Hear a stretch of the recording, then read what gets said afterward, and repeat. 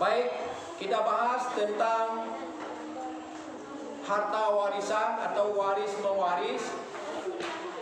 Karena ini berkenaan dengan materi yang akan keluar juga nanti dalam ujian akhir madrasah.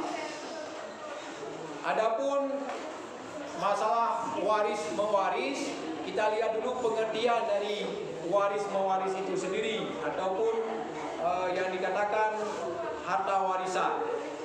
Nah, yang pertama tentunya harta warisan kalau memang orang itu sudah meninggal, itu dikatakan harta warisan. Kalau orang tidak meninggal bukan warisan namanya. Itu ada hibah, ada hadiah, ada sedekah, ada pemberian kepada seseorang yang dia inginkan harta dia. Nah, itu yang pertama. Halo, sedikit ya, sebentar kalian dengar dulu, ini sedikit lagi aja. Oke, baik. Kemudian sebelum diselesaikan harta warisan, harta itu harus diperuntukkan dulu, harus dilihat dulu adalah untuk orang yang meninggal itu sendiri. Seperti harta untuk kematian. Mana harta kematian? Yaitu kain kafannya, untuk mentajidkan jenazahnya, apa aja yang dibutuhkan dalam tajid jenazah, dalam memandikan mayat. Ada sabun, ya kan? Ada butuhnya sesuatu benda dan alat yang memang untuk diberikan kepada mayat dalam memandikannya. Ada kapur barus dan lain sebagainya. Kemudian juga dipersiapkan nanti adalah tentang utang piutang si mayat, itu harus diselesaikan dari harta itu, bukan difaraid terus. Ya, itu yang penting ya, yang perlu dilihat oleh ahli waris. Kemudian adanya utang itu juga bisa kita lihat adalah ada terbagi dua. Yang pertama utang dengan Allah. Mana utang dengan Allah contohnya? Mungkin dia ada kifarat yang perlu diselesaikan. Ada fidyah yang perlu diselesaikan. Ada juga tadi adalah utang piutangnya yang secara uang, secara benda, secara alat dan juga bermacam yang lain. Itu perlu diselesaikan. Ya kan? Kemudian ada yang utang sesama dengan manusia. Dan juga utang dengan Allah tadi sedikit lagi saya bilang ada utang janji, misalnya ada nazar.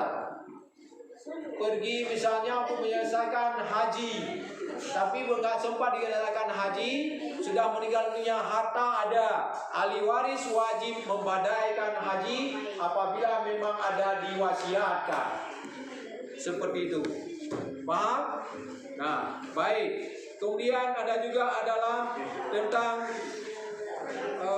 utang dengan sesama manusia, seperti tadi pinjam meminjam, utang piutang, penyelesaian itu semua. Nah, baik. Ada yang mau ditanyakan? Langsung aja. Oke, baik. Kenapa? Bagaimana ketentuan harta warisan? Baik, sebenarnya saya mau jelaskan ini. Ya, yang pertama adalah ketentuan yang pertama kita harus menentukan dulu sebab-sebab yang mendapat harta warisan. Siapa aja yang dapat harta warisan? Yang pertama adalah nasab, karena saudara nasab, saudara gitu ya, senasab, keturunan. Yaitu karena akibat pernikahan, karena hubungan pernikahan seperti itu, karena hubungan pemerdekaan budak, karena hubungan agama. Itu namanya sebab-sebab yang mendapat harta warisan. Itu yang pertama ketentuannya. Yang kedua, perlu juga kita lihat sebab-sebab tidak mendapat harta warisan. Karena pembunuh nggak mendapat harta warisan. Kemudian karena adalah beda agama, tidak dapat lagi harta warisan. Anak kita lari agamanya, agama Yahudi, Nasrani, Majusi, gak diberikan harta warisannya lagi. Dan karena murtad, dia sudah murtad, gak boleh dapat harta warisan. Kemudian karena perbudakan, budak tidak dapat harta warisan. Yang terakhir yang perlu kita lihat adalah garis-garis orang yang mendapat harta warisan, ahli waris yang mendapat harta warisan. Itu perlu dipahami, banyak semuanya. Ada anak, ada bapak, ada cucu, ada kakek, ada saudara laki-laki, dan sebagainya. Banyak itu sampai beberapa turunannya. Ada beberapa nasabnya dan ahli warisnya, garis laki-laki besar, dan ada garis perempuan, dan juga ada pihak gabungan ahli warisnya, dan ada juga ahlul asabah. Ada ahlul asabah nantinya, dan juga itu kita bahas pada waktu yang lain. Ada ahlul asabah, ada hijabnya, ya, hijabnya, dan juga ada asabah bil khair, dan ada asabah ma'al khair. Nah, dan juga ada aul dan rat. Itu yang perlu dicari-cari, aul dan ratnya. Bagaimana dapatnya, dan cara-cara pembagiannya. Insya Allah itu nanti akan kita bahas kembali.